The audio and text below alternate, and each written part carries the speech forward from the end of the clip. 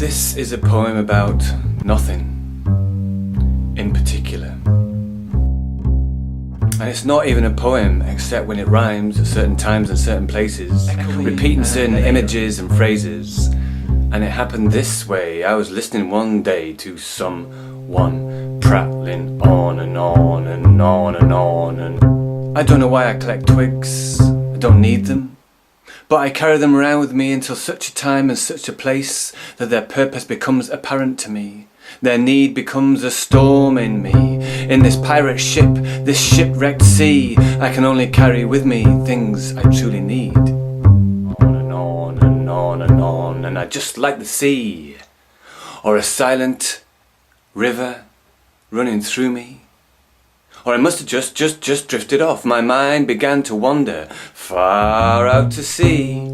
The sound of thunder.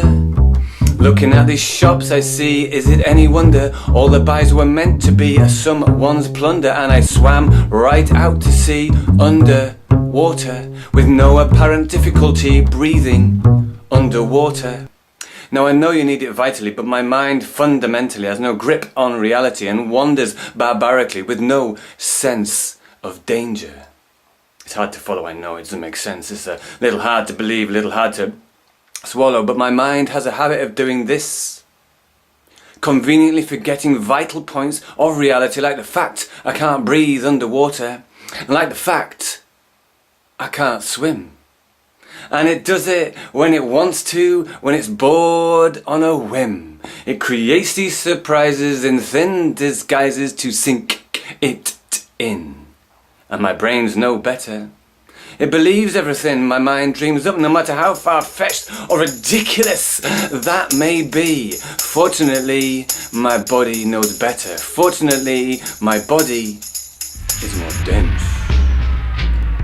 Unfortunately, while all this was going on, I'd actually taken off all my clothes, left them in a neat pile and swum right out to sea. And the person who'd been prattling on was last seen jumping up and down, waving his arms at me. And I swam out so far, I swam out so far, I landed in America, I landed in America.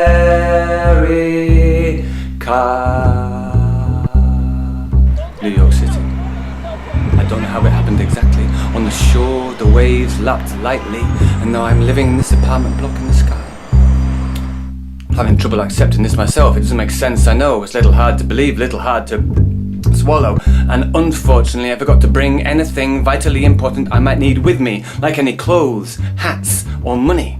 So there's not very much point for me in going out very much. It seems you can still get arrested for walking around New York naked. Still, the flat's very nice. It's got a wonderful view. And I've got to know this lovely couple down the corridor. He's called Adam, she's called Eve. It turns out they are the Adam and Eve. I know that sounds a little hard to believe. I mean, them being the Adam and Eve. I mean, I didn't believe them at first, till they made me. Most of the time we sit around the fire and we talk about old times. Well, they talk about old times. They know more about it than me. I talk to them about swimming in the sea. Just the other day, Adam was about to launch into one of his diatribes about how bad he felt, being cast out of the Garden of Eden, bringing nakedness and sin into the world, when Eve just snapped. Don't you realise, she said, don't you realise you were used as a convenient metaphor by the Judaic Christian order to crush the peoples of Canaan and destroy their pagan beliefs, subjugating the goddess and negating women's power? Don't you realise that, she said? Don't you realise that? Adam didn't say much after that. It was a fair point. And Eve just looks out the window with that faraway look in her eye. And me? Well, my mind began to wander far out to sea.